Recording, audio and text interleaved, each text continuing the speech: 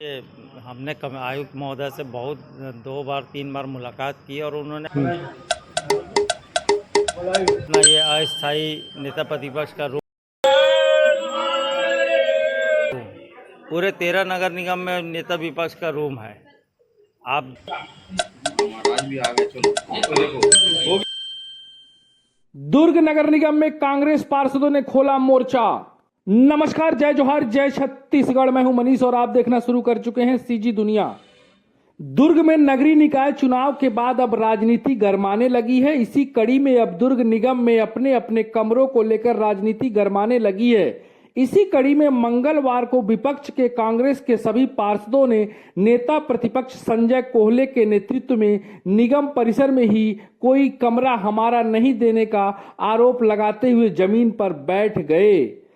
इस दौरान बकायदा सभी पार्षदों ने पूजा अर्चना कर भाजपा की राजनीति पर आरोप लगाते हुए बताया कि कांग्रेस के कार्यकाल में हमने 2 कमरों का निर्माण कराया। अब जब भाजपा के शासनकाल में महापौर परिषद द्वारा नेता प्रतिपक्ष के लिए कोई कमरा या व्यवस्था नहीं किया गया, जिसके विरोध में आज सभी ने विधि विधान के साथ पूजा अर्चना कर अपने द्वारा बनाए गए कक्ष का शुभारंभ किया है। साथ ही साथ कांग्रेस के सभी 12 पार्षदों ने भाजपा पर ओछी राजनीति का आरोप भी लगाया है। देखिए क्या कहा है उन्होंने। हमने आयुक्त महोदय से बहुत 2 बार 3 बार मुलाकात की और उन्होंने आश्वासन भी दिया था कि हम आपको रूम देंगे, परंतु उसके बाद उन्होंने रूम नहीं दिया। और हमने जब अपना सभागार बनाया था, सद्य मोतीलाल वोरा सभागार का निर्माण हमने अपने पिछले कार्यकाल में हमने किया था, तो उस समय हम लोगों ने 2 रूम नीचे भी बनाया था, 2 रूम सभागार के साथ बनाया था। तो नीचे जो 2 रूम बने थे उसमें एक नेता प्रतिपक्ष का रूम था और एक कॉमन पार्षदों के लिए बनाया था, जिससे पार्षदों को अगर कोई काम रहता है तो वो यहाँ आके मिल ले, अपना काम कर ले।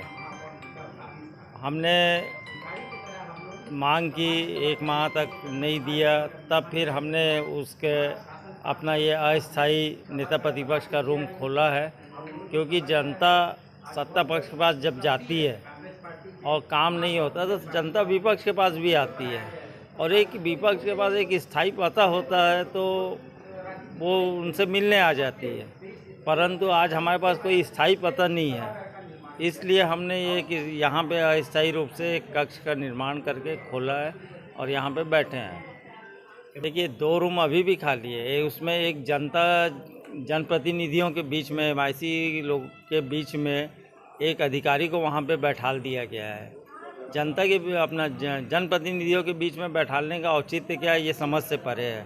उसके बावजूद भी एक रूम बाजू में खाली है, उसमें कबाड़ भर के रख दिया गया है। यानी नहीं देने की मंशा है। खैर, हमको इससे कोई दिक्कत नहीं है। हम तो पहले ही कहें कि हम जनता की आवाज़ उठाने के लिए यहाँ पर आए हैं और हमारी पार्टी जनता की जो आवाज़ है उसको बेहतर ढंग से उठाएगी। हम ये है कि एक स्थायी पता होता है विपक्ष का, वो ना हो के हम यहाँ पे अस्थायी पते में बैठेंगे। निगम आयुक्त से हमने मांग की है, पर अभी तक तो कोई रूम का उपलब्ध नहीं हो पाया। कब तक ऐसे चलेगा? कब तक यहाँ पोस्ट पे बैठे रहेंगे? जब तक अभी रूम का हमारे को नहीं मिलता है तब तक हम करते रहेंगे। आरोप की बात नहीं है, ये तो अपना ये है कि सैद्धांतिक रूप से इनको दे देना चाहिए रूम। पूरे 13 नगर निगम में नेता विपक्ष का रूम है। आप कहीं भी पता कर लीजिए। एकमात्र दुर्ग नगर निगम ऐसा है जहाँ पे नेता प्रतिपक्ष को रूम नहीं दिया जा रहा है। जैसा आप समझ लें।